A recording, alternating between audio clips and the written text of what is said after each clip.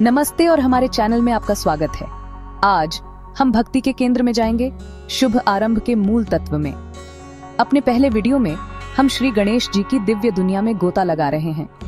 विघ्नहर्ता, बुद्धि के देवता और हिंदू धर्म में सबसे प्रिय देवता। लेकिन असल में गणेश जी कौन है? किसी भी अन्य देवता से पहले उनकी पूजा क्यों की जाती है? वो चूहे पर सवार क्यों होते हैं? उनके टूटे हुए दांत का क्या महत्व है? चलो पता करते हैं। क्या आपने कभी सोचा है कि गणेश जी का पार्वती दिव्य मां से इतना गहरा संबंध क्यों है? कहा जाता है कि देवी पार्वती एक पुत्र की चाह में अपने स्नान के लिए इस्तेमाल किए जाने वाले चंदन के लेप से गणेश जी की रचना की। उन्होंने उसमें प्राण फूंके, उसे अपना रक्षक, अपना पुत्र बनाया। शिव गणेश की रचना से अनजान घर लौट आए। गणेश हमेशा की तरह आज्ञाकारी पुत्र पहरा देते हुए शिव को प्रवेश करने से रोक रहे थे। एक पल के क्रोध में शिव संहारक ने युवा गणेश का सिर धड़ से अलग कर दिया। पार्वती को शांत करने के लिए शिव ने गणेश को वापस लाने का वादा किया। उन्होंने अपने गणों को निर्देश दिया कि वे उत्तर दिशा की ओर मुख किए हुए पहले जीवित प्राणी, एक हाथी, का सिर वापस लाएं। शिव ने हाथी का सिर गणेश के शरीर पर रखा, उसे पुनर्जीवित किया, जो मृत्यु और पुनर्जन्म की शक्तिशाली शक्तियों का प्रतीक है। ध्यान से देखिए कि गणेश जी को अक्सर कैसे दर्शाया जाता है। एक छोटे से चूहे मूषक पर सवार। चूहा हमारी इच्छाओं, हमारे लगातार बदलते अहंकार का प्रतिनिधित्व करता है, जो हमेशा संतुष्टि चाहता है।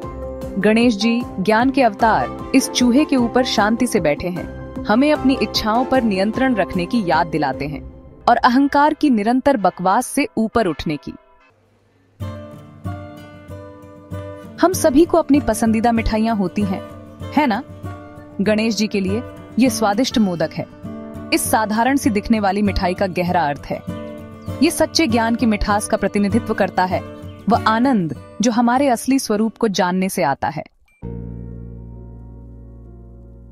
हिंदू परंपरा में कोई भी पूजा या शुभ समारोह शुरू नहीं होता गणेश जी का आशीर्वाद लिए बिना। वह विघ्नहर्ता हैं, विघ्नों को दूर करने वाले। हम गणेश जी के साथ शुरुआत करते हैं, उनका आशीर्वाद मांगते हैं अपने प्रयासों को फलदायी बनाने के लिए और सफलता के रास्ते में आने वाली बाधाओं को दूर करने के लिए। कहा जाता है कि गणेश जी ने महाभारत महाकाव्य लिखा था, जैसा कि ऋषि व्यास ने सुनाया था। व्यास की एक शर्त थी, वह बिना रुके सुनाएंगे, और गणेश जी को बिना रुके यह सब लिखना था। लिखते समय गणेश जी का लेखन उपकरण टूट गया। निश्चिंत उन्होंने अपना एक दांत तोड़ दिया और लिखते रहे, ये सुनिश्चित करते हुए कि ज्ञान का प्रवाह बाधित न हो। निस्वार्थ त्याग के इस कृत्य ने उन्हें एक दांत वाले भगवान का नाम दिया। उनका टूटा हुआ दांत ज्ञान और बुद्धि के प्रति उनके अटूट ध्यान और समर्पण का प्रतीक है।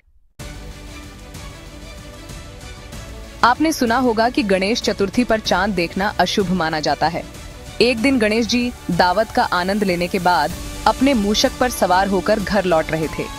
चांद ने गणेश जी का गोल पेट और लहराती चाल देखकर भगवान का मजाक उड़ाते हुए ठहाका लगाया। नाराज होकर गणेश जी ने चांद को श्राप दिया, कहा कि जो कोई भी गणेश चतुर्थी पर चांद को देखेगा उसे दुर्भाग्य का सामना करना पड़ेगा। गणेश जी के रूप का हर पहलू प्रतीकात्मकता से भरा है। उनके बड़े कान हमें ज्यादा सुनने की सीख देते हैं। उनकी छोटी आंखें हमें अपने लक्ष्यों पर ध्यान केंद्रित करने की याद दिलाती हैं, और उनका बड़ा सिर ज्ञान का प्रतीक है। ये विशेषताएं हमें जीवन की जटिलताओं से निपटने के लिए अपनी बुद्धि का उपयोग करने की याद दिलाती हैं। गणेश जी की कहानी, उनके प्रतीकवाद और ज्ञान के उनके संदेश की सुंदरता और बाधाओं पर काबू पाने की बात भारत के बाहर भी गूंजी है। नेपाल से थाईलैंड, श्रीलंका से जापान, इंडोनेशिया से लेकर यूरोप के कुछ हिस्सों तक गणेश जी पूजनीय हैं। वह एक वैश्विक देवता हैं, उनकी शिक्षाओं की सार्वभौमिक अपील का प्रमाण। अगर आपको यह वीडियो अच्छा लगा या कुछ नया सीखा तो कृपया लाइक, शेयर और सब्सक्राइब करें। हम अपनी समृद्ध संस्कृति से और कहानियों, प्रतीकों और दिव्य रहस्यों की खोज करेंगे। नीचे गणपति बप्पा मोरया कमेंट करें अगर आप सच्चे भक्त हैं। अगली बार तक धन्य रहें और सीखते रहें।